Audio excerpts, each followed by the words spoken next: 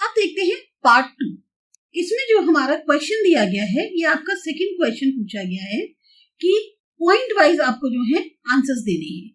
सबसे पहले है पॉवर्टी क्या होती है और क्या कैरेक्टरिस्टिक्स होती हैं उन लोगों की जो बिलो पॉवर्टी लाइन रहती है।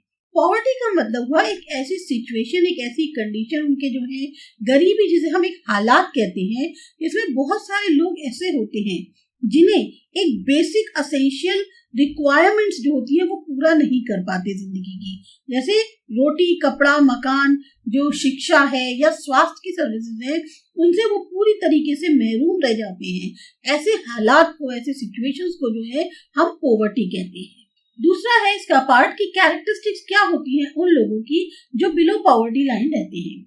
सबसे पहले वो लोग जो बिलो पॉवर्टी लाइन रहते हैं वो 2 वक्त का खाना नहीं खा पाते, इतना उनको नहीं हो पाता कि वो 2 वक्त का खाना खा पाए।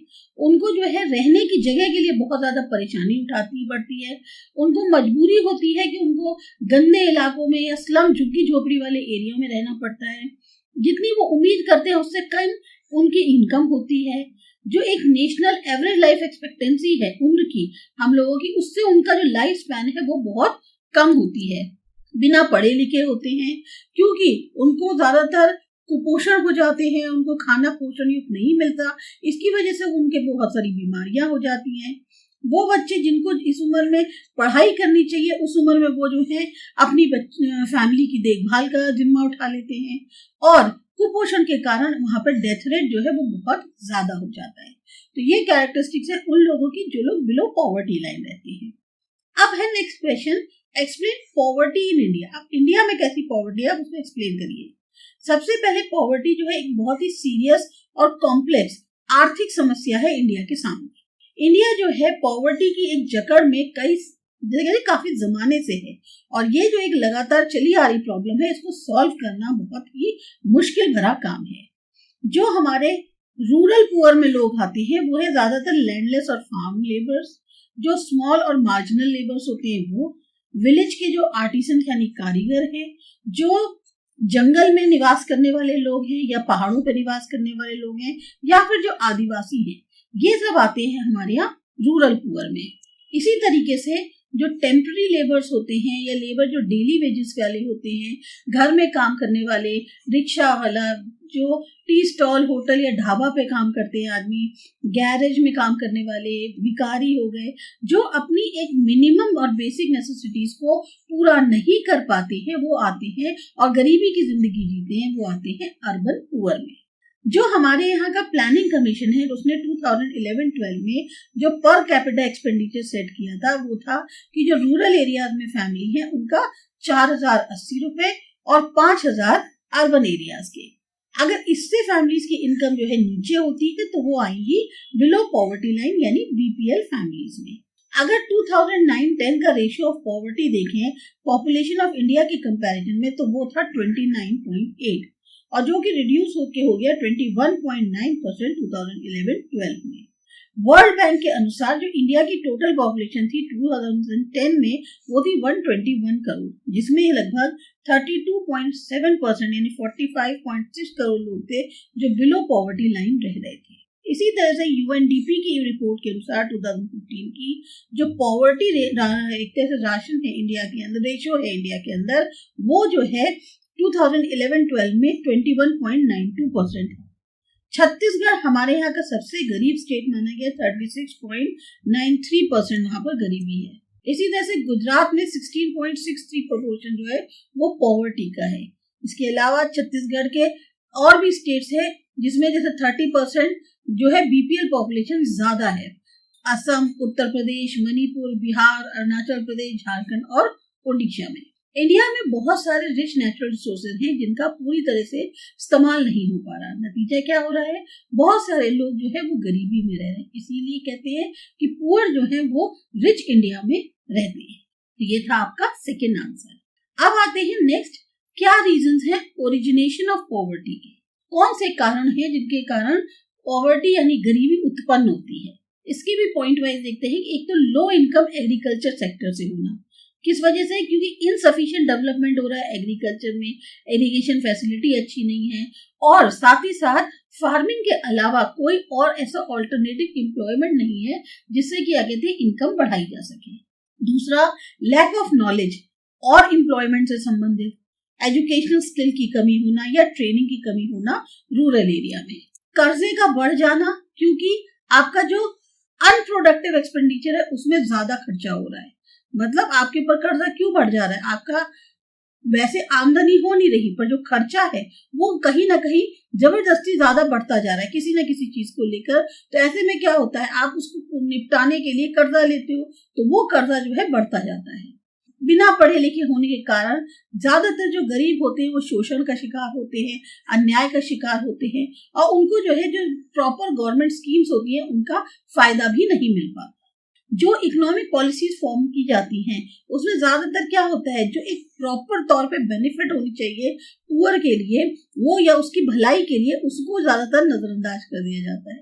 इस वजह से गरीबी जो है वो उत्पन्न होती है। ज्यादा से ज्यादा प्रोडक्शन कैश क्रॉप्स का, और उसके कारण प्राइस राइज होना, स्कैर्सिटी होना फूड ग्रेन्स की, जिससे वो लोग जो है 2 वक्त का खाना नहीं खा पाते।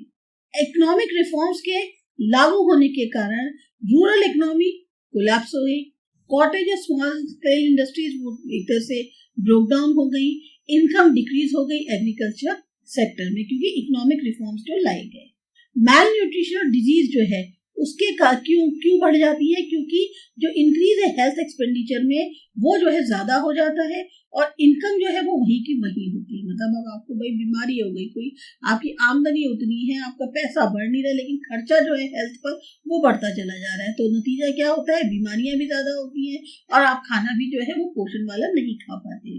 टेक्नोलॉजी में बदलाव के कारण जो ट्रेडिशनल बिजनेस है उसके वो जो है उस पर असर पड़ता है, उससे जो है अनएम्प्लॉयमेंट यानी बेरोजगारी ज्यादा बढ़ जाती है।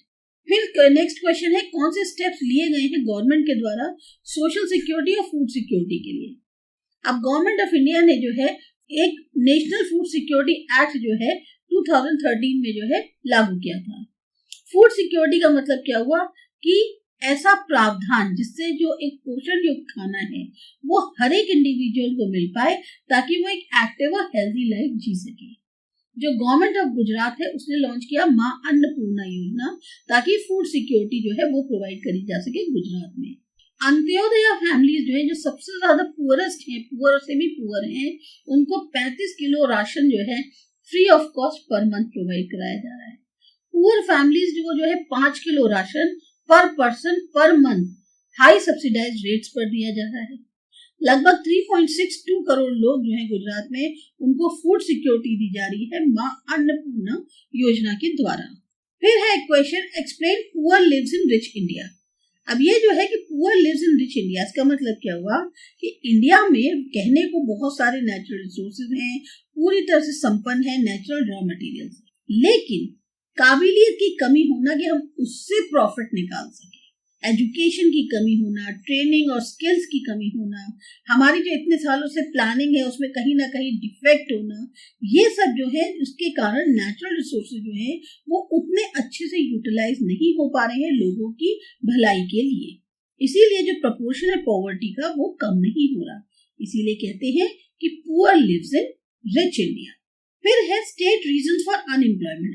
अनएम्प्लॉयमेंट के क्या कारण है? मेन रीजंस है पॉपुलेशन में बढ़ोतरी होना, सिर्फ और सिर्फ थ्योरेटिकल यानी बुकिश नॉलेज होना, प्रैक्टिकल या टेक्निकल नॉलेज या स्किल की कमी होना, कंप्लीट एम्प्लॉयमेंट को जो है प्रोवाइड करने में कहीं ना कहीं फेलियर होना, एग्रीकल्चर एरिया में देखा जाए तो बारिश का लगातार ना होना, उससे धीमे धीमे क्या होता है, जब आपको इनकम नहीं होती तो आपका इंटरेस्ट इस सेक्टर में खत्म होने लग जाता है, क्योंकि जो इरिगेशन फैसिलिटीज है वो भी उतनी प्रॉपर नहीं है।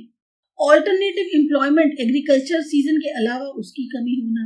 फिर कॉटेज, हाउस होल्ड या स्मॉल स्केल इंडस्ट्रीज की कंडीशन बहुत ज्यादा वीक है। कास्ट सिस्टम है, ज्वाइंट फैमिली सिस्टम है, इससे लोग जो है वो सिर्फ और सिर्फ ट्रेडिशनल या फैमिली बिजनेस को ज्वाइन करते हैं। अपने में इतनी हिम्मत नहीं होती कि वो नया बिजनेस सेटअप कर पाए। कहीं ना कहीं खामियां होती है नॉलेज में, स्किल में, ट्रेनिंग में और अनुभव को लेकर। प्लानिंग जो है लेबर की वो बिल्कुल फ्लॉलेस हो ऐसा हो नहीं पाता, और मोबिलिटी या सब जो लेबर की है वो उतनी हो नहीं पाती। लो ग्रोथ जो रेट है इंडस्ट्रियल डेवलपमेंट का और लेस रेट है सेविंग टेंडेंसी का। ये सब कारण है जिससे अनएम्प्लॉयमेंट बढ़ता है। Decrease rate of capital creation में और नया बिजनेस ना सेटअप करना क्योंकि इन्वेस्टमेंट की कमी होने के कारण। लास्ट क्वेश्चन है इफेक्ट्स क्या है अनएम्प्लॉयमेंट के। इफेक्ट्स जो अनएम्प्लॉयमेंट के हैं सबसे ज्यादा इफेक्ट करता है ये पढ़े लिखे यूथ को, जो इंटरेस्ट होता है कहीं ना कहीं स्टडीज की तरफ, वो जो है खत्म हो जाता है और एक नेगेटिव इफेक्ट होने लगता है सोशल और मेंटल कंडीशन अनएम्प्लॉयमेंट के कारण। ये लोग जो है साइकोलॉजिकली बड़े मायूस से डिसअपॉइंट हो जाते हैं। अगर ज्यादा लंबे समय तक अनएम्प्लॉयड रहे तो ये लोग जो है एंटी सोशल या इमोरल एक्टिविटीज में इन्वॉल्व होने लगते हैं। Drug trafficking, illegal activities, robberies, ransom recover करना, इन सब में ये इन्वॉल्व होने लगते हैं। सोशल और इकोनॉमिक इनइक्वालिटी बढ़ने लगती है, क्लास डिस्क्रिमिनेशन होने लगता है, लिविंग स्टैंडर्ड गिरने लगता है, प्राइस जो बढ़ती है, महंगाई जो है वो बेरोजगारी को ज्वाइन कर लेती है। तो जो कंडीशन है पुअर की, अनएम्प्लॉयड की, वो और ज्यादा मतलब एक तरह से बुरी और पैथेटिक हो जाती है। वो जो है नारकोटिक ड्रग्स की तरफ मुड़ जाते हैं या अदर एडिक्शंस की तरफ मुड़ जाते हैं, जो कि उनके लिए काफी ज्यादा घातक साबित होते हैं, इंडिविजुअल के लिए भी, फैमिली के लिए और साथ साथ इकोनॉमी के लिए। तो ये एक तरह से इफेक्ट्स होते हैं अनएम्प्लॉयमेंट के जो यूथ पर पड़ते हैं। तो ये आपका सेकंड पार्ट था जिसमें हमने second part point wise question answers को सॉल्व किया है। इसका जो थर्ड पार्ट है वो हम कर रहे हैं अगले वीडियो में।